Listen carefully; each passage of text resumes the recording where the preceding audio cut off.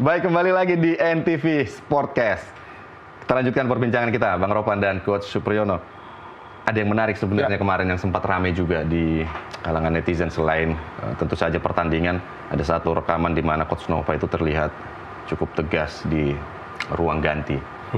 Dan juga bahwa Coach Nova ini sebenarnya sudah cukup lama ya memegang si tim U17 ini. Nah, seperti apa sih sebenarnya yang dibutuhkan karakter pelatih untuk anak-anak di U17 ini? Apakah memang Coach Nova ini udah yang cukup ideal sekarang memegang U17? Ketegasan memang sangat dibutuhkan ya. Ketegasan kan bukan berarti dia harus marah-marah gitu loh. Tapi ketika berbicara Coach Nova kan dia lama dengan Coach Sintayong. Artinya transfer knowledge itu sudah terjalin dengan baik. Kemudian Coach Nova ingin mentransfer apa yang dia dapat selama ini dari Coach Sintayong untuk membangun knowledge, kemudian membangun etos kerja. Dampaknya ya karakter mereka luar biasa. Dari karakter mereka yang sangat luar biasa, sejauh ini kan persiapannya selalu menekankan fisik untuk apa? Kebugaran mereka di gelaran Piala Asia ini. Kemarin saya sempat kontak sebenarnya sama Coach Nova. Udah sempat? Gimana? Mau wawancara lah untuk Sportcast. Coach Nova bilang, wah mohon maaf, sekarang untuk wawancara kita alihkan semuanya ke Pak Jaki. Manajer. Pak Ahmed Zaki.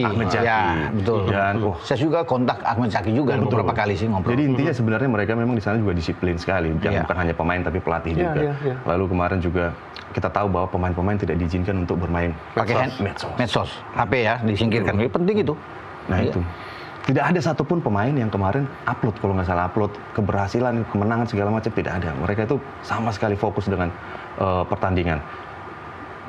Perlu nggak memang seperti ini? Sangat perlu, apalagi di era sekarang kan luar biasa. Medsos itu kan akan bisa mengganggu ritme dalam mengolah waktu, memanage waktu, ya kan, istirahat, kemudian juga dengan banyak membuka media sosial kan pastinya fokus konsentrasi juga akan mengganggu performa dan kinerja mereka gitu loh. Dan ketika di era Coach Fahri pun juga beliau juga sudah menekankan tidak boleh pemain-pemain itu dengan mudah mempergunakan media sosial gitu. Karena pengaruhnya luar biasa tuh. 2008 juga cukup sukses boleh dikatakan sebenarnya ya, karena lolos 2018 ya, lolos juga ke perempat final. Cuman sayangnya memang saat itu kuota untuk ke Piala Dunia itu cuman 3 apa 4 gitu. Jadi Indonesia tidak bisa melaju ke sana. Waktu U16 ya di tangannya Coach Fahri itu juga lolos sampai ke perempat final. Ya paling kalau bicara HP itu kan selain mengganggu pengaruhnya besar ya bagi pemain-pemain, karena memang mereka masih muda kan, anak-anak muda itu paling doyan tuh kalau pegang itu barang itu kan HP itu. Jadi memang harus diputuskan dulu itu. Kalau mau ya konsentrasi benar-benar di turnamen. Beda halnya dengan senior mungkin ya. Senior mungkin akan lebih bisa mengontrol, atau mungkin mereka tidak terlalu terpengaruh atau bisa menjaga ininya ya, mentalnya, walaupun mereka mungkin bermain media sosial dan dampak dari medsos itu kan luas ya. Dikhawatirkan pemain hanya berpikir follower. Kemudian dari follower itu seolah-olah mereka itu sudah menjadi bintang. Ini yang bahaya. Gitu.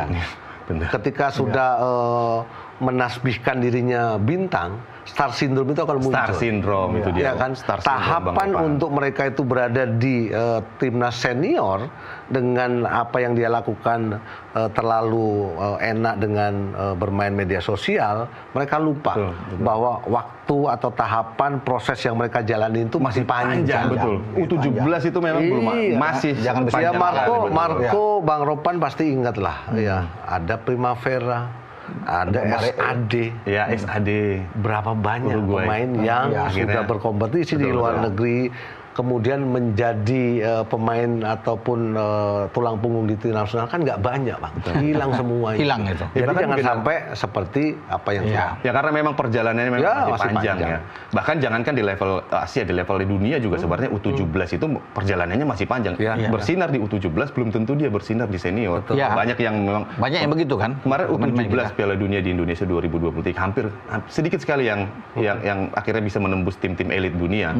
Padahal mereka medsos ya kan, kemudian juga pesan untuk orang tua ya, proteklah putra-putra mereka, jadikanlah mereka itu berlian yang bisa selalu dibersihkan, dijaga, dipoles ya kan, untuk menjadi berlian yang mahal gitu loh. Jangan langsung ke arah popularitas dulu ya, yang di ini. Betul. Memang star syndrome tadi itu agak mengganggu sekali untuk perjalanan karena karir tantangan seorang buat kita itu kan atlet. banyak kejadian sudah kita lihat kan. Kalau mereka bagus, yang bilang bagus di pemain muda, tapi belum tentu di tim senior mereka akan bertahan untuk sampai 5 tahun ke depan. Itu apakah mereka akan bertahan? Padahal goalsnya di situ. Iya, Kita punya generasi Evan Dimas. Evan Dimas itu masih kan. Dimas Oh, kita lihat masih waktu punya. generasi yang sebelum kemana mereka sekarang? Betul. Udah Pendek nggak ada. sekali usia mereka bermain jadi di itu timnas yang harus senior. kita concern benar. Ya PSSI juga harus bisa melihat ini. Ya untuk bagaimana mereka bisa bertahan. Kan tantangannya ada di situ. Ini pemain bagus, talentanya oke, tapi kalau mereka tidak dijaga dengan benar, itu bisa hilang di 3 tahun ke depan, 4 tahun ke depan. Kita untuk tim U23 aja kita cari mana mereka yang hebat. Evandra kemana? Ya kan Goli mana? Ya Fadli Alberto mana? Nah, Fabio kemana? Jadi bisa hilang semua tuh kalau tidak di-maintain dengan baik. Karena mereka kan akan bertahap. Dari sini mereka ke U20. Ya, betul. Iya kan? Sama kayak Welber kan kemarin di Piala Dunia U17. Iya, U17. Kemudian dia naik ke U20. Begitu kan? Nanti U23. Jangan-jangan di U23 sudah nggak ada semua tuh. Betul. Karena apalagi persaingan untuk timnas senior apalagi mau ke senior kan. Wah. Udah berat. Karena dia harus bersaing dengan banyak pemain-pemain yang jauh lebih hebat. Ya, gitu. betul.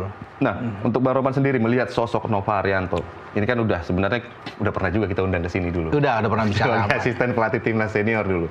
Nah, bagaimana Bang Ropan melihat sosok? Ya, beruntung bagi Nova karena dia pernah, ya sudah dibilang oleh Coach Supri ya, dia pernah menimba ilmu atau sama-sama ya di Polres dengan STY kan. Jadi dia banyak belajar dari situ, melihat kelebihan-kelebihan apa yang harus diambil, dan ketika dia bisa menangani, diberikan kesempatan, tanggung jawab besar sebagai pelatih di U17, dia melakukan itu dengan baik. Artinya Nova begini, poinnya dia melakukan pendekatan sebagai seorang ayah kepada anak-anak. Jadi kalau dia marah-marah, dia tegas, ya itulah fungsi dia harus begitu. Karena dia mendekatkan itu. Pendekatan itu penting. Betul. Ruang ganti sejuk itu, kondusif itu penting. Betul. Dan dia ini kan masih anak-anak muda ini, yang dia harus benar menjaga dengan benar. Jadi dia penempatan itu yang penting. Menganggap anak-anak itu menganggap dia sebagai ayah, nah itu bagus. Dia bisa tegur dengan keras, dia bisa marah-marah. Ya kita kan jarang lihat Nova marah-marah, kita pendiam. Senyum. Tapi, tapi ada satu kesempatan memang dia harus bisa melakukan itu, menunjukkan bahwa wibawa dia bagus untuk di depan anak-anak semua. Ya anak-anak bisa respect. Kalau anak-anak atau pemain sudah tidak respect terhadap seorang coach, nah itu susah. Susah. Tapi kalau anak-anak itu semua respect, segen, nah itu bagus. Makanya itu yang dibutuhkan oleh Nova tuh, ketegasan dia, dia pendekatannya sebenarnya kebersamaan selama ini yang cukup lama ini udah cukup membuat dia melakukan pendekatan itu yang bagus. Betul. Membuat ada hubungan yang sangat baik sekali. Chemistry itu dapat di antara dia dan pemain. Sehingga apa yang dia bicarakan, pemain tuh ikut. Arahan dia tuh ikut. Karena ini pemain muda yang memang penting sekali buat dia. Gitu. Dan satu lagi justru dengan keberhasilan mereka nanti dilolos di Piala Dunia. Saya sedikit ada kekhawatiran. Kekhawatiran saya adalah ketika berbicara sepak bola kan ada teknis, ada non teknis. Faktor non teknis ini loh yang saya khawatirkan. Bagaimana seorang coaching staff, ada Nova, ada Andri Prio, ada Tommy maksudnya Tommy. Diharapkan untuk bisa menjaga psikologis para pemain. Jadi Piala Dunia nanti keberhasilan itu belum selesai. Masih ada tahapan. Fasenya adalah dari Piala Asia mereka lolos. Tapi goalsnya Piala Dunia. Nah, ketika rangkaian ini mereka nggak tuntaskan dengan fokus dan konsentrasi, itu bahaya. Ya karena memang jaraknya juga Piala Dunia baru bermain bulan November. Ini selesai ini April. Mei sudah selesai. Mei, Juni, Juli, Agustus udah 5 bulan. Dan ini untuk U17 saya pikir ketika mereka pulang ke sini dengan euforia yang cukup besar, itu akan cukup rawan juga untuk star syndrome tadi. Dan usia mereka kan usia labil. Yang labil. Makanya itu Nova harus betul-betul konsen benar. Psikologis harus dijaga dengan benar. Gitu. Karena untuk kesana kan waktunya jangan lihat walaupun 5 bulan, tapi kan untuk harus dijaga benar 5 bulan itu. Benar. Iya kan, jangan sampai hilang 5 bulan itu, harus tetap biar mereka lebih fokus. Makanya dia tegas, gitu loh, sampai melarang untuk bermain medsos dan menginginkan setiap pemain itu mau lari, gitu loh. Kalau nggak lari ya nggak bisa cetak gol, Mas, kan begitu jawabannya kan gitu. Begitu juga persiapan nanti untuk berada di Piala Dunia itu benar-benar harus lebih dari persiapan ketika mereka lolos dari Piala Asia. Dan kalau dengar dia bicara kan enak, lu mesti bergerak, bergerak, gimana mau bikin gol kan? Iya. Harus bergerak tuh, nah itu kan di depan anak-anak kan. Itu agak sedikit berbeda dengan Coach Nova yang biasa kita lihat. Kalau itu termasuk ini pemain bertahan yang cukup santun sebenarnya Coach Nova kalau main di lapangan, senyum, Sempat dengan selebrasi suster Sempat main tuh. Sempat jadi striker. Sempat jadi striker tuh di Persib. Betul. Kemudian berpindah posisi di stopper. Stopper. Dan dulu kan alhamdulillah kan dua-duanya juga perform gitu loh. dengan selebrasi yang kocak kan dulu kan suster ngesot. ngesot. Jadi ketika kita lihat dia tegas di dalam ruangan, wah ternyata ini sosok di balik layar dari Coach Nova nih. Nah, berbicara Coach Nova juga, banyak yang mengatakan kan memang dia banyak berinteraksi dengan Coach Sintayong lah. Ya. Itu kan sampai akhirnya di kalangan netizen juga dianggap, oh ini titisannya Sintayong atau mirip dengan Sintayong. Produknya. Bahkan skema-skema bermainnya. Kalau Coach Supriyono melihat, benar nggak sih sebenarnya? Bahasa titisan itu namanya juga transfer nol. Transfer nol, ya mau nggak mau kan dia akan menjalankan apa yang dia dapat gitu. Betul. Ketika saya itu pernah ditangani oleh Danur Windu, saya akan menjalankan apa yang saya dapat dari Danur Windu. Iya dong. Iya. Jadi normal sebenarnya. Normal dong. Normal. Iya. Catenaccio kita jalankan. Iya. Cuman yang menjadi pertanyaan, mampu dan tidaknya pemain-pemain itu untuk bisa menjalankan Catenaccio kan Catenaccio, itu ya. nanti. Betul. Tapi sejauh ini sih untuk usia 17 tahapannya yang dilakukan oleh Coach Nova dan coaching staff Tommy Di Prios sejauh ini dalam rule yang benar. Nah, kita kan nanti akan lolos ke Piala Dunia, oke, tapi masih di bulan November. Tapi PSSI kemarin ngomongnya bilang bahwa fokus satu-satu dulu. Artinya apa? Mengejar prestasi dulu nih di Piala Asia. Kalau Bang Ropan melihat sejauh mana kita akan melangkah nanti di Piala Asia U17 ini? Iya, kita bersyukur bahwa kita ini luar biasa pencapaian final sudah lolos. Dan kalau kita bilang sejarah ya sejarah. Kita kan belum pernah kalau lolos dari kualifikasi maksudnya. Kalau kemarin itu tuan rumah kita kan. U17 lolos sebagai tuan rumah. Kalau untuk Piala Asia kita pernah di semifinal. Iya, bukan maksudnya kalau kita lolos dari fase grup ini dengan 3 kemarin itu kan sejarah luar biasa buat kita untuk bisa mencapai. Tapi kalau bicara peluang Piala Asia ya tergantung lawan kita akan kita hadapi. Kalau kita bisa melewati misalnya salah satu di antara Tajikistan, Oman, mau Iran kayak Tokorut, ini pasti akan diperhitungkan. Kan di situ ujiannya.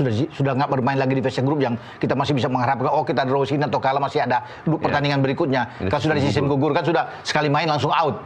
Jadi saya pikir fokus ada di situ. Kalau kita bisa melewati salah satu yang kita sebut tadi yang ada di grup D, pasti kita punya peluang untuk bisa lolos ke fase-fase berikutnya. Karena kan di situ kan menjadi ujian buat kita. Kita mengalahkan katanya Oman atau Tajikistan. Anak lebih pede semua. Bermain lebih bagus. Jadi peluang kita untuk bisa maju ke final terbuka. Siapapun kan bisa. Dalam sepak bola segala sesuatu bisa terjadi. Iya, begitu. Siapa sangka kita bisa menang lawan Korea Selatan kemarin. Dari Orang juga melihat di awal-awal pertandingan. Ya mereka gebuk Afghanistan 6-0. Bagaimana nggak menakutkan? Kita kan kemarin susah payah itu walaupun kita sudah lolos, sudah aman. Jadi kami punya pengalaman ketika bertemu dengan Korea. Ya kan? Di Pelajar. Di Colombo, Sri Lanka. Kita menang 2-0. Dan 2-1. Kebetulan saya cetak dua-duanya. Dan yang luar biasanya, kan kami itu kan tinggalnya kamarnya di lorong belakang. Nah mereka di depan. Jadi mesti harus lewatin mereka. Apa yang terjadi? Mereka ditampar, Bang. Kekalahan di pelajar aja tuh. Di pelajar Asia itu mereka dipukulin. Artinya apa? Sepak bola ketika individu itu mengenakan jersey negara, itu pride-nya kan, emang ya. Kebanggaan. Baik. Menarik sekali obrolan kita, tapi kita harus break lagi nih Coach Supriyono dan Bang Ropan. Kita kembali lagi setelah pesan yang satu ini.